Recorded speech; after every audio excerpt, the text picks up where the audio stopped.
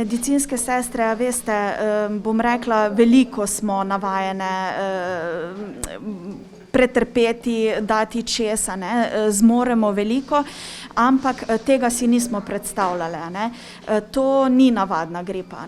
Ni navadna gripa, toliko trpljenja in toliko, bom rekla, nekih grozot, ki smo jih videli zdaj v času epidemije, si nismo predstavljali, da bomo kdaj doživeli. Nazadnje pred parimi dnevi, ravno v mojem dežurstvu, je gospa, ki se je še čisto lepo po telefonu pogovarjala s svojci, je bila v roku 4 ur že na respiratorju. Določene primere, kar ne možeš z glave dati, res. In se zjočemo doma. Ti nosiš v bistvu te zgodbe s seboj domov, ne moreš povsem odklopiti. To so ljudje, ki jih poznamo, so naši, bom rekla, bivši pacienti, ljudje, s katerimi smo se srečevali tudi že prej.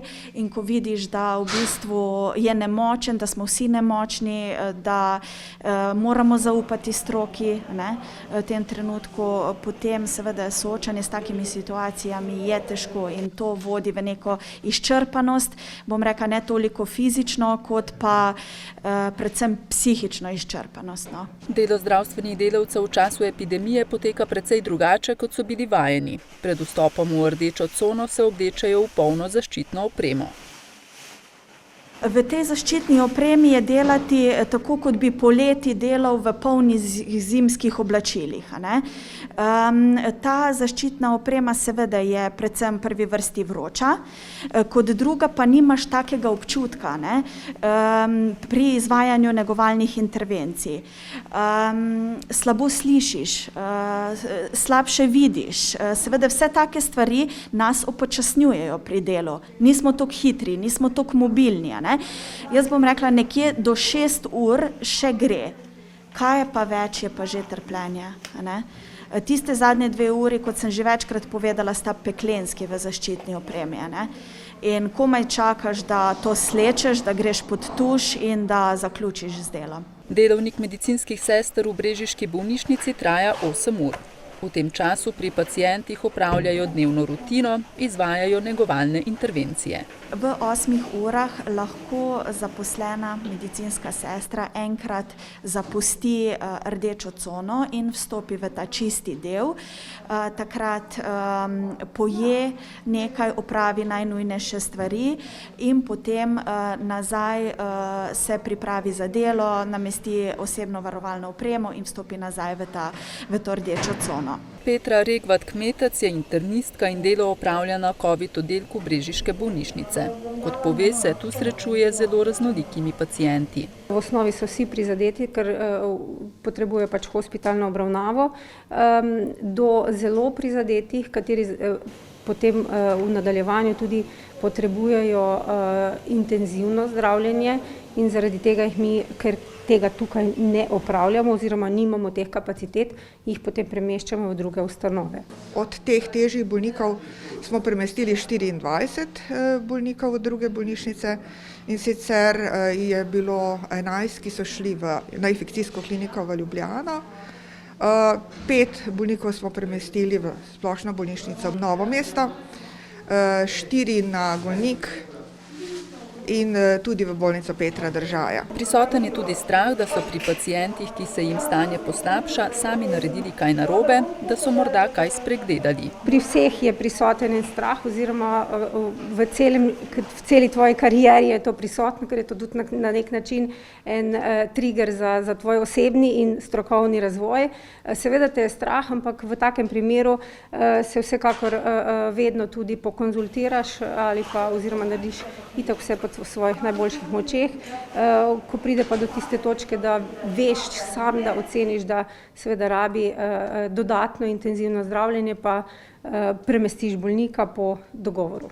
Vsi ti pacienti potrebujejo poostren nadzor zaradi otežkočenega dihanja, zaradi komplikacij, ki se lahko zgodijo, bom rekla, v zelo, zelo kratkem času.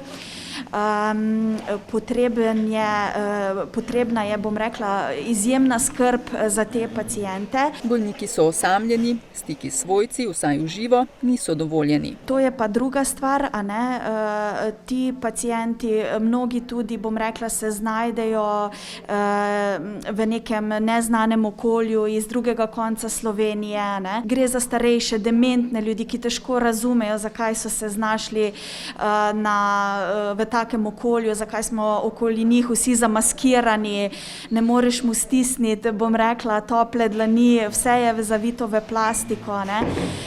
Tako da nimajo stikov z svojci, vse, kar jim ostane, smo mi, pač negovalni kader, ki jim lahko približamo ta zunanji svet, ali bodisi preko telefonov, preko videokamer, preko tega, da jih z posteljo ali vozičkom zapeljemo do vrat in potem preko stekla vidijo svoje najbližje. Je težko, ne, je težko. Pa se pač, kdo se hoče kaj pogovoriti, se pogovorimo, tako lepo besedo damo, potolažimo. Mi smo do sedaj sprejeli okoli 370 bolnikov na oddelek.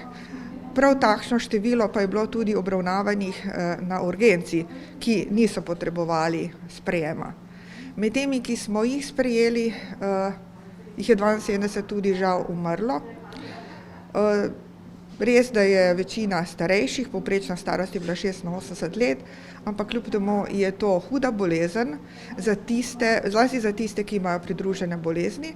Tako smo imeli na COVID oddelku za starejše 32-letno bolnico, ki je mlada, ampak je kljub temu zbolela za COVID okužbo. Težje in zahtevnejše delo prinaša svoje posledice. Motivacija je kljub temu visoka, zaposleni si med seboj pomagajo. Zelo velike solidarnosti, zelo velik.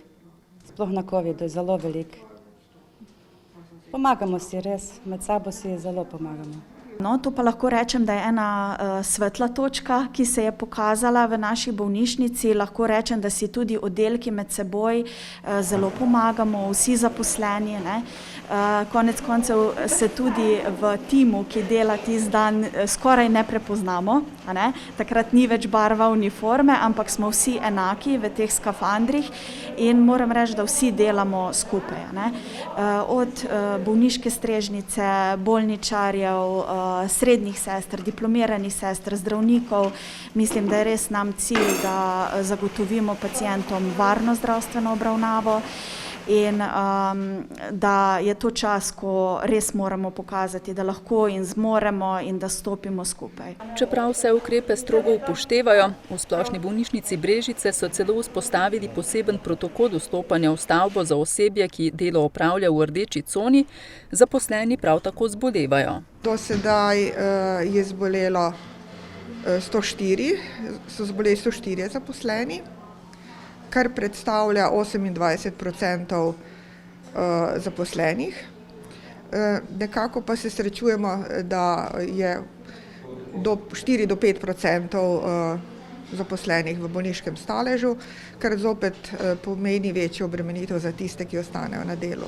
Lahko rečem, da sem ponosna na vse svoje sodelavce, na vse zaposlene, kajti reorganiziramo in na novo organiziramo delo kar naprej, vedno znova se tudi prostorsko organiziramo in reorganiziramo glede pač na trenutne situacije.